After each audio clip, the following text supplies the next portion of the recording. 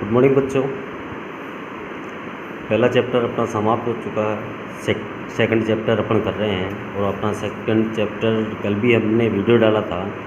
Sports and nutrition, balance diet and nutrition, macro and micro nutrition. Balance diet जो अपने शरीर के लिए की पूर्ति जिन भोजन द्वारा होती है उन्हें माना गया है, यानी कि अपने शरीर को जितनी आवश्यकता है उतना अपने को भोजन मिल जाए, वही बैलेंस डाइट होता है।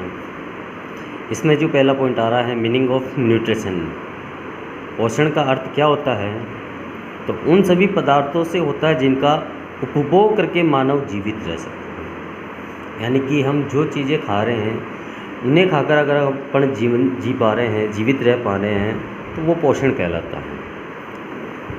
भोजन या आहार जो भी अपन ले रहे हैं ये विभिन्न पदार्थों का मिश्रण होता है और जो जीवन के लिए आवश्यक होता है। जब तक अपन ये नहीं लेंगे जीवित नहीं रह सकते हैं। पोषण एक गतिशील प्रक्रिया है जिसमें आहार या भोजन के उपभोग से शरीर को स्वस्थ बनाया जाता है।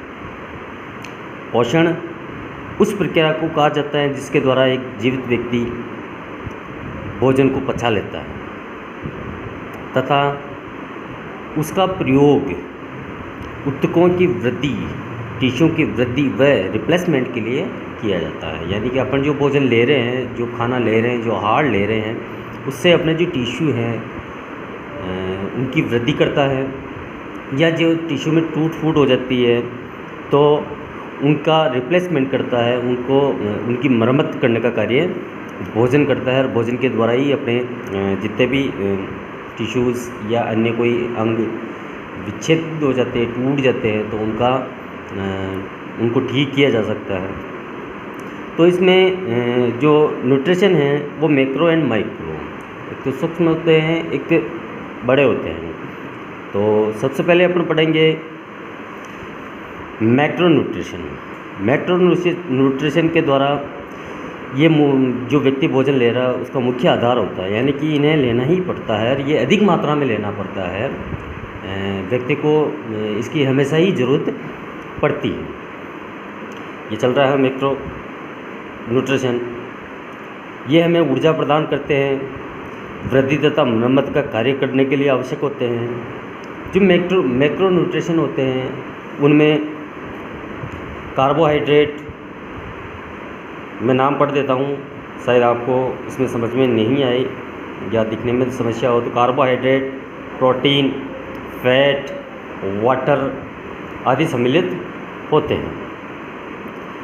और अब इनको अपन विस्तार से जानेंगे, विस्तार से पढ़ेंगे। सबसे पहला इसमें जो पॉइंट आ रहा है वो आ रहा है कार्बोहाइड्रेट। या आप देख सकते हैं इसमें जो पहला पॉइंट आ रहा है वो कार्बोहाइड्रेट। कार्बोहाइड्रेट्स शरीर के लिए सबसे महत्वपूर्ण स्रोत होता है, या यूँ कहें कि हमें सबसे ज़्यादा कार्बोहाइड्रेट की आवश्यकता होती है। ये विभिन्न तत्वों से मिलकर बना होता है जिसमें कार्बन, हाइड्रोजन व ऑक्सीजन के तत्व होते हैं। अगर इनको टुकड़ों में देखें अपन तो इसमें जो पहला जो शब्द आ रहा है इसमें आ रहा है कार्बो, यानी कि उसमें कार्बन होती है। दूसरा जो इसका वर्ड आ रहा है हाइड्रेट, इसमें आप नहीं देख पा, ये रहा हाइड्रेट, इसका अर्थ होता है कि वो हाइड्रोजन होती है। और तीसरा जो इसका वर्ड आ रहा है एट का मतलब होता है ऑक्सीजन। यानी कि ये तीन तत्वों से मिलकर बना होता है कार्बोहाइड्रेट, कार्बन, हाइड्रोजन व ऑक्सीजन। इन तीनों के मिश्रण से कार्बोहाइड्रेट बनता है। कार्बोहाइड्रेट में हाइड्रोजन के परमाणु व ऑक्सीजन के परमाणु का अनुपात, यानी कि जो कार्बोहाइड्रेट इसमें दे रखा है तो कार्बोहाइड्रेट 2 होता है और ऑक्सीजन 1 होता है, यानी कि इसका जो अनुपात होगा 2:1 होगा। कार्बोहाइड्रेट में हाइड्रोजन और ऑक्सीजन, हाइड्रोजन 2 और ऑक्सीजन 1 होता है, यानी कि 2:1 होता है। ठीक वैसे ही जैसे अपन पानी का जो अपना होता है H2O, कार्बोहाइड्रेट वास्तव में जैविक यौगिक होते हैं जो हमारे शरीर में भिन्न पाचन क्रियाओं के लिए महत्वपूर्ण होते हैं। कार्बोहाइड्रेट मुख्य रूप से 2 प्रकार के होते हैं। कार्बोहाइड्रेट मुख्य प्रकार से दो प्रकार के होते हैं, साधारण कार्बोहाइड्रेट व जटिल कार्बोहाइड्रेट।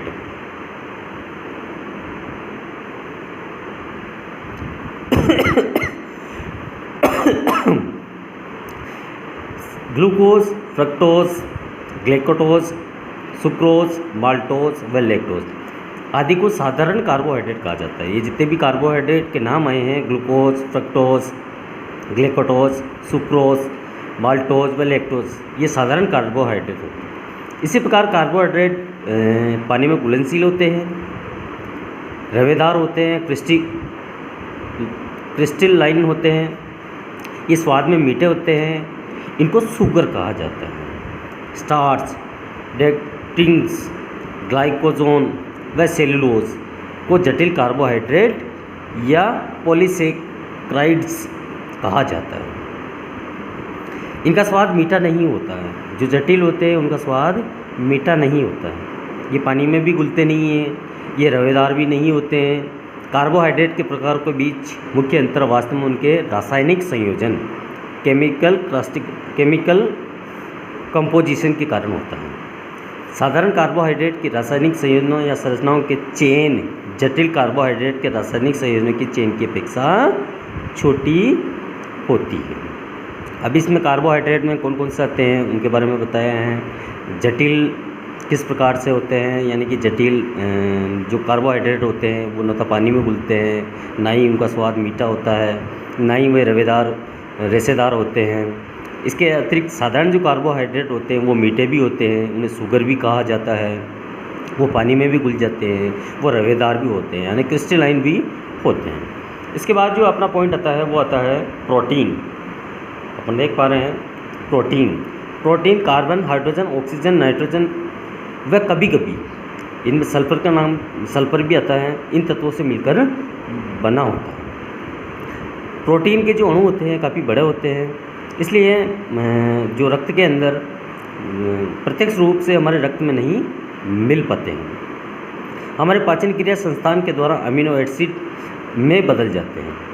ये 23 अमीनो एसिड होते हैं, जिनमें 9 अमीनो एसिड आहार में अवश्य उपलब्ध होने चाहिए, यानी 23 प्रकार के होते हैं, जिनमें से 9 कम से कम 9 हमारे आहार के अंदर प्रोटीन्स होने चाहिए।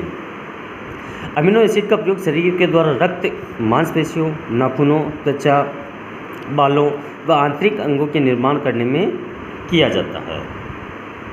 प्रोटीन नए ऊतकों को बनाते हैं। प्रोटीन नए जो ऊतक बन रहे हैं अपने शरीर के अंदर उनको बनाने का कार्य करते हैं, या जो टूट जाते हैं उनकी मरम्मत करने का कार्य प्रोटीन करते हैं। जल तथा अम्लों के संतुलन को नियमित करते हैं। जो जल का स्तर है अपने शरीर के अंदर या अम्ल का जो स्तर है अपने शरीर के अंदर उनको संतुलित करता है, नियमित करता है, बराबर बनाए रखता है, कहीं कम ज़्यादा इसमें नहीं हो जाएगा। ऑक्सीजन व पोषण तत्वों को कोशिकाओं तक ले जाती है।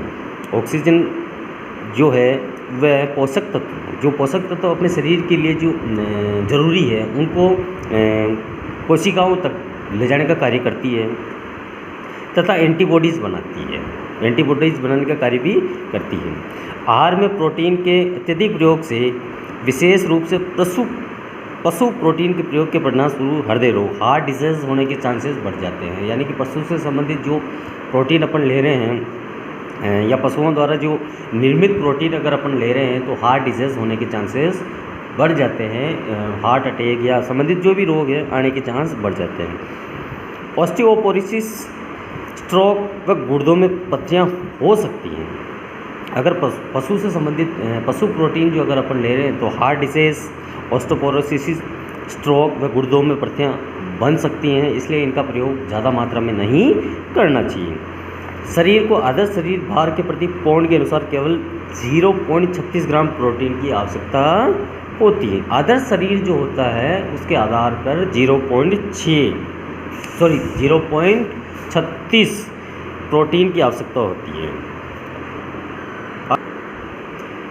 यदि आहार में प्रोटीन की उचित मात्रा नहीं ली जाती तो बच्चों में इनमें विभिन्न प्रकार के रोग हो जाते हैं। अगर प्रोटीन सही मात्रा में या बच्चों के आयु के अनुसार या उम्र उनकी हाइट के अनुसार उनके वज़न के अनुसार अगर प्रोटीन नहीं लिया जाता है तो उसमें बच्चों में विभिन्न प्रकार के रोग हो जाते हैं, जिसमें पहला है मरास्मस, दूसरा है क्वाशियरकर हो जाते हैं। इसके बाद अपन पढ़ेंगे 2 ये हो चुका, प्रोटीन हो चुका है। प्रोटीन हमारे ऊतकों के निर्माण और उनकी मरम्मत में विशेषकर काम आते हैं। पशु प्रोटीन अगर अपन शरीर में ज़्यादा ले रहे हैं तो विभिन्न प्रकार के रोग होने के चांसेस बढ़ जाते हैं। अगर प्रोटीन की कमी बच्चों में रह जाती है तो भी रोग होने के चांसेस बढ़ जाते हैं। तो इनकी एक उचित मात्रा जो होती है उनका प्रयोग बराबर करते रहना चाहिए, लेते रहना चाहिए। इसके बाद आता है फैट्स। फैट्स भी हमारे शरीर के लिए अति आवश्यक है।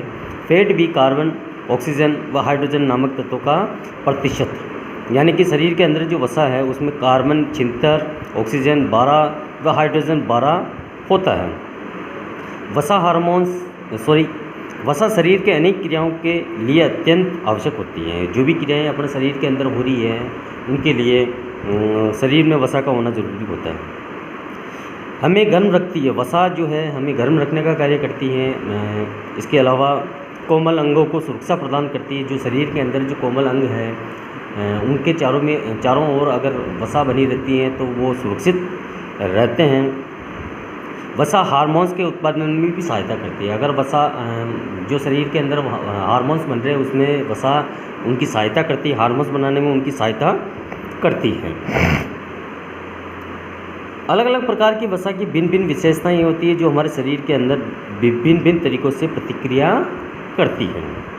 आहार में वसा के 3 भिन्न समूह होते हैं, जैसे सैचुरेटेड वसा, पॉलीअनसैचुरेटेड वसा तथा मोनोअनसैचुरेटेड वसा होती है। 3 प्रकार की वसाओं को बताया गया है। सैचुरेटेड वसा को अधिक मात्रा में लेने से हृदय रोग के होने की संभावनाएं अधिक बढ़ जाती हैं। अगर सैचुरेटेड वसा जो अगर अपन खाने में ज़्यादा प्रयोग कर रहे हैं तो हार्ट डिसीज अपने होने के ज़्यादा चांसेस बढ़ जाते हैं।